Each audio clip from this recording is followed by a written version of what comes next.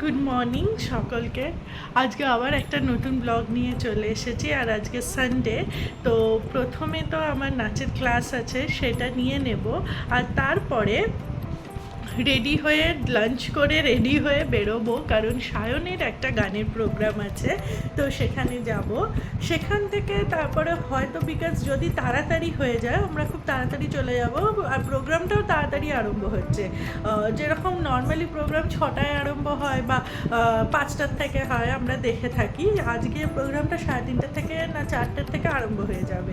তো এর জন্য এখন তাড়াতাড়ি রেডি হয়ে মানে ক্লাসটা করে তারপরে স্নান করে রেডি হয়ে বেরোবো। আর যদি তাড়াতাড়ি ওখানে হয়ে যায় তখন আমরা কোথাও একটা ঘুরতেও যেতে পারি। আমার ইচ্ছা আছে ক্যালকাটা ক্লাবে যাওয়ার, কারণ ক্যালকাটা ক্লাবে একটা বুক ফেয়ার হচ্ছে।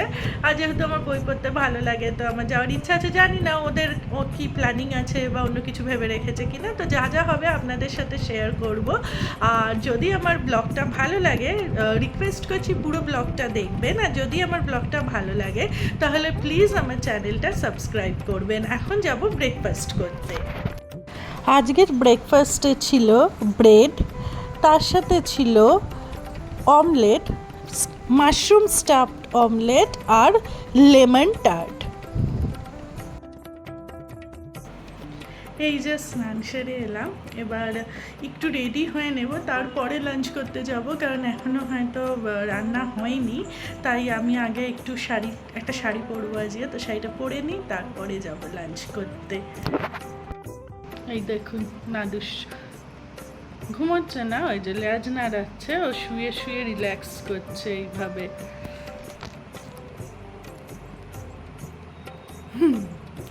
যাই হোক, এখন আমি আগে লাঞ্চটাই করে নেব, কারণ কি না আমাদের মানে রান্না হয়ে গেছে, তো লাঞ্চ করে নিয়ে এসেই তাহলে রেডি হব। আজকে লাঞ্চে ছিল ভাত, সবজির ডাল, কুঁদরি ভাজা, তার সাথে হচ্ছে মৌরালা মাছ ভাজা, আর ছিল চিলি সয়াবিন। আর এই দেখুন রেডি হয়ে গেছি, বেশি কিছু করিনি, শাড়িটা পরেছি আর এবার বেরিয়ে পড়বো। অলরেডি একটু লেট হয়েছে, আমার শাড়ি পরার জন্যই লেট হয়েছে। তো চলুন এবার বেরোনো যাক। আমরা পৌঁছে গেছি রাগ অনুরাগ হলে।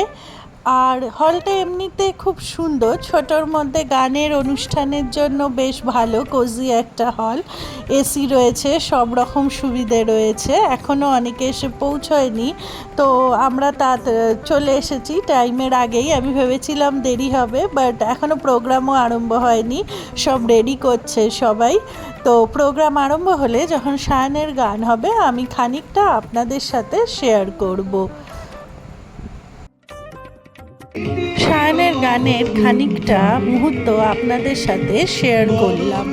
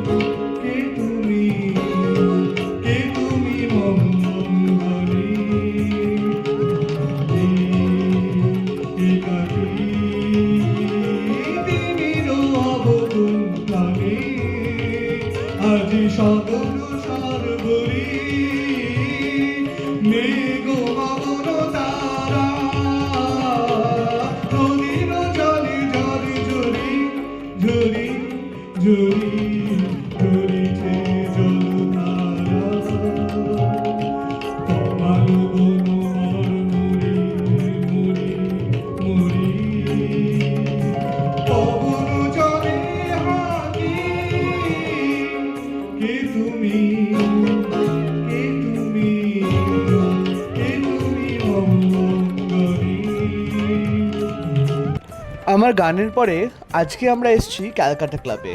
আর আপনারা মঞ্চে দেখতেই পাচ্ছেন এক সত্যি অভিনব চেষ্টা ক্যালকাটা ক্লাবের পক্ষ থেকে, ক্যালকাটা ক্লাব বইমেলা।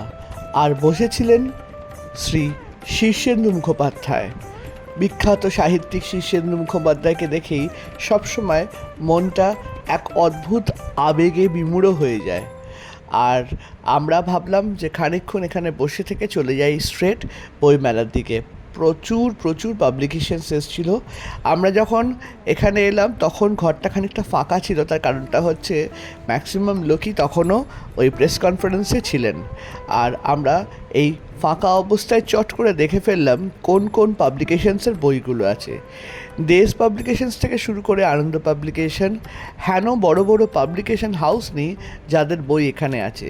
ইংরেজি বাংলা সব রকমের কালেকশন তো আছেই।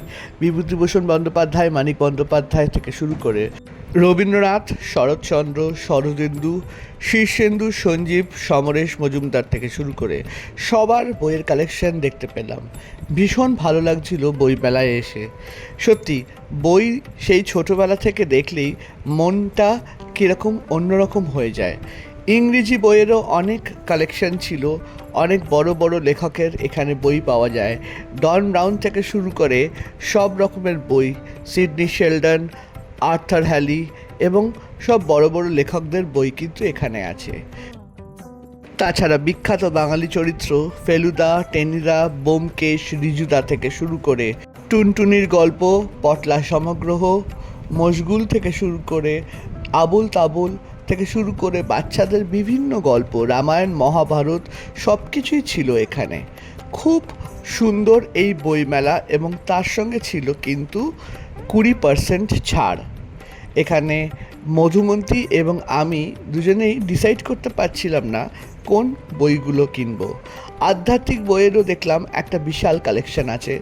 কবিগুরুর সঞ্চয়িতা, গীতবিতান, গল্পগুচ্ছও ছিল। সত্যি এত সুন্দর বইমেলা দেখে কিন্তু খুব ভালো লাগছিল। আর রামায়ণ মহাভারতের অরিজিনাল এডিশনসগুলো অনেক দিন পরে চোখে পড়তে খুব ভালো লাগলো। ধ্রুবন্তী অনেক কটা বই কিনেছে, আর তার মধ্যে অবশ্যই ছিল শীর্ষেন্দুর একটি ভূতের গল্পের বই। আর সামনে শীর্ষেন্দু মুখোপাধ্যায়কে পেয়ে সেটা কিন্তু অটোগ্রাফ নেব না তা তো আর হতে পারে না। মুহূর্তটা ছিল সত্যি জীবনে এক স্মরণীয় মুহূর্ত। যে লেখকের বই পড়ে ছোটোবেলা থেকে আমাদের জীবন কেটেছে তাকে সামনে থেকে দেখে এত ভালো লাগছে কি আর বলবো। এছাড়া ও ইংরেজিও একটি ভূতের গল্পের বই কিনলো। আর সত্যি খুব মনটা আনন্দে উদ্বেল হয়ে গেছে এত সুন্দর পরিবেশের জন্য। এবারে পেট পুজোর পালা, খুব খিদে পাচ্ছিল, তাই আমরা চলে গেলাম ক্যালকাটা ক্লাব ডাইনিং রুমে। আর ডাইনিং রুমে আমরা খেলাম পর্তুগিজ চিকেন এবং তার সঙ্গে একটু শেয়ার করে নিলাম ইন্ডিয়ান ডিশ। ছিল মাটন কষা, তার সঙ্গে বাটার নান এবং ডাল মাখানি। সব মিলিয়ে কিন্তু এক জম্পেশ পরিবেশ। আর পর্তুগিজ চিকেন যেটা মেনলি মধুমন্তী খেয়েছে সেটা কিন্তু খুব টেস্টি ছিল। তার সঙ্গে আবার ফ্রেঞ্চ ফ্রাইও ওরা আলাদা করে দিয়েছে।